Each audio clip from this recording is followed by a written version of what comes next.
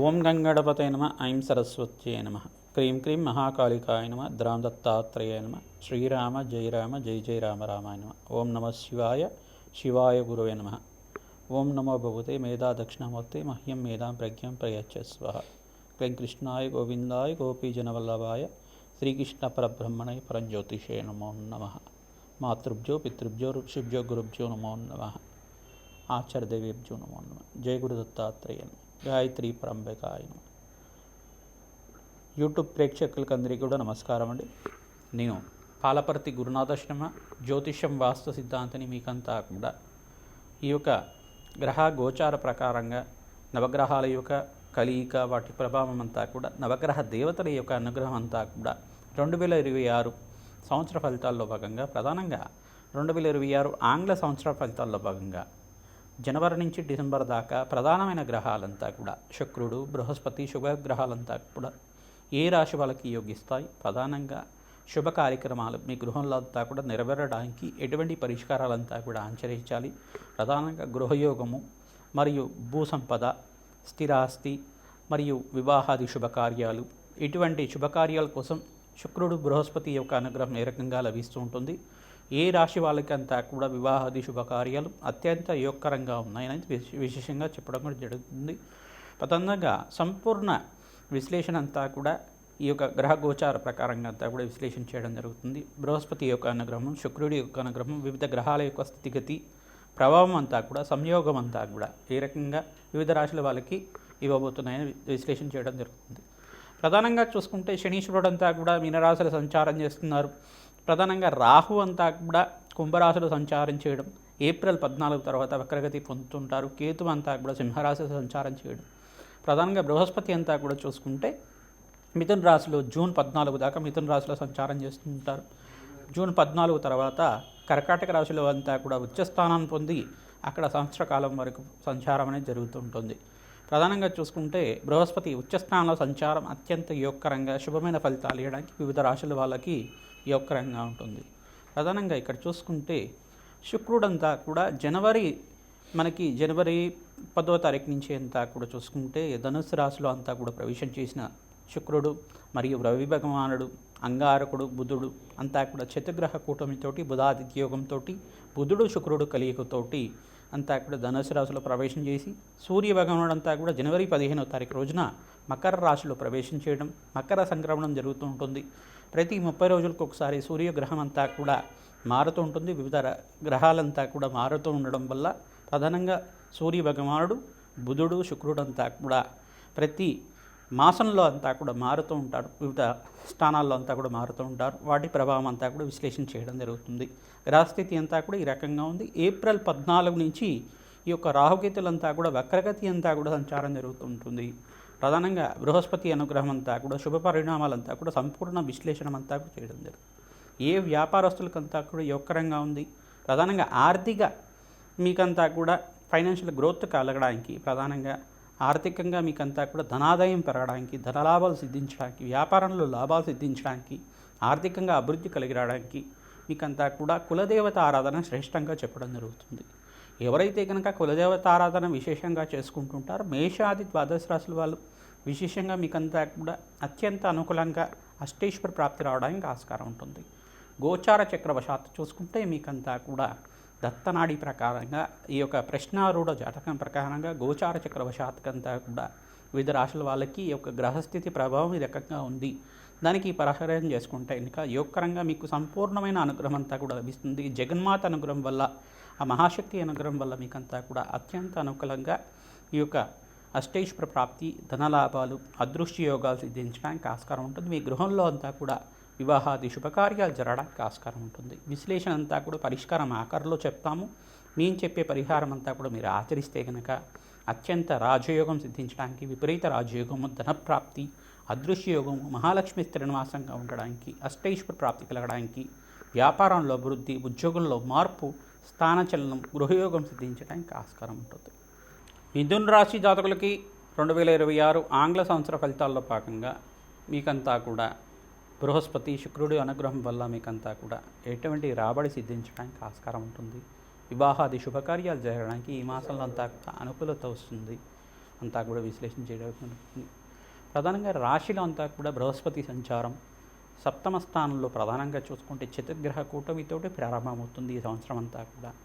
ఈ యొక్క రవి భగవానుడు, బుధుడు, శుక్రుడు, అంగారకుడంతా కూడా డిసెంబర్ నెల నుంచి మనకి జూన్ 15వ తారీఖు దాకా చతుర్గ్రహ కూటమి అంతా కూడా సంభవిస్తూ ఉంటుంది.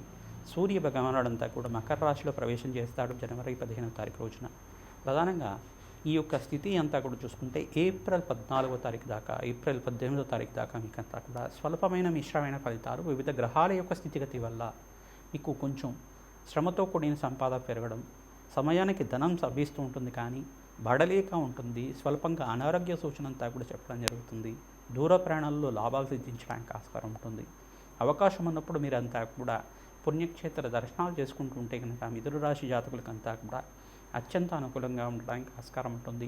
జూన్ 14 తర్వాత బృహస్పతి అంతా కూడా ఉచ్చస్థానంలో సంచారం చేయడం, ఎక్కడైతే కనుక బృహస్పతి ఉచ్చస్థానంలో సంచారం చేస్తారో గోచారీత్య కూడా శుక్రుడు కూడా ఉచ్చస్థానాన్ని పొందుకుంటారు.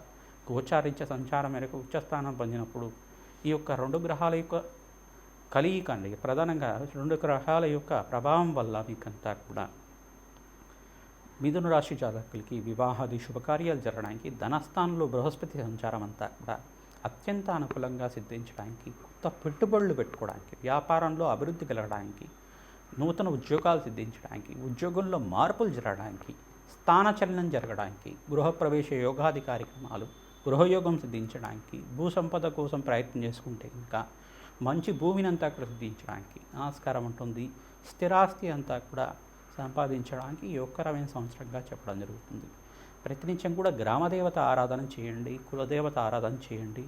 మీ యొక్క కులదేవత ఆరాధన చేయడం వల్ల మీకు అత్యంత అనుకూలంగా ఉండడానికి ఆస్కారం ఉంటుంది. ఈ సంవత్సరం అంతా కూడా ప్రధానమైన మాసాల్లో ప్రధానంగా చూసుకుంటే May, June, July, August, September, November, ఈ యొక్క ఆగస్టు, సెప్టెంబర్, నవంబర్ ఈ స్థానాల్లో కనుక ధనానికి లోటు లేకుండా మీకంతా కూడా అత్యంత అనుకూలంగా ఉంటుంది.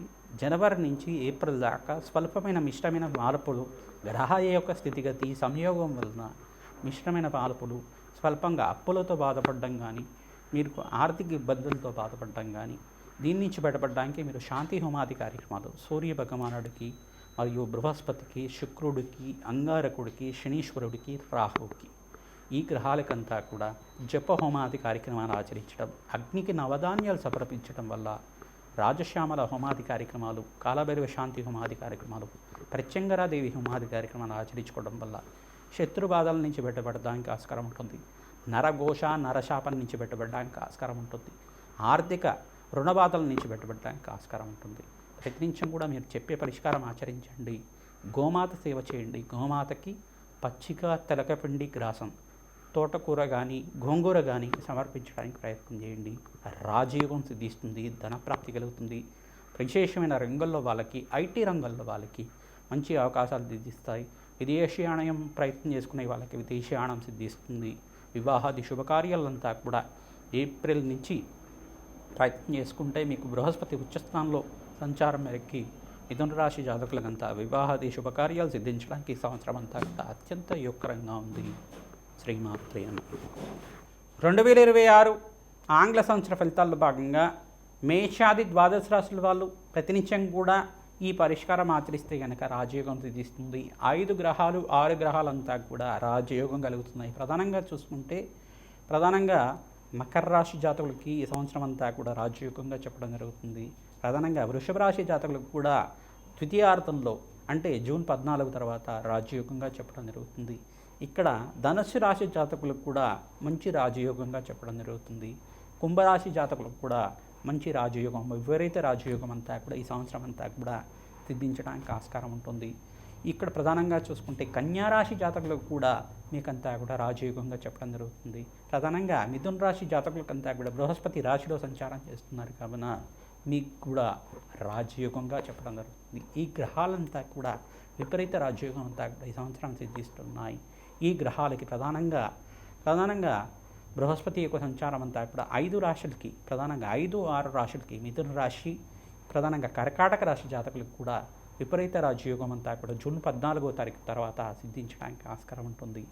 మిథున రాశి, కర్కాటక రాశి, తర్వాత కన్యా రాశి, తర్వాత ఇక్కడ చూసుకుంటే తులారాశి జాతకులకు కానీ, ధనుసు రాశి జాతకులకు కానీ, ప్రధాన మకర రాశి జాతకులు కానీ, కుంభరాశి జాతకులు కానీ ఈ సంవత్సరం అంతా కూడా ప్రథమార్థంలో కన్నా ద్వితీయార్థంలో విపరీత రాజయోగం స్థితి రావడానికి ఆస్కారం ఉంటుంది.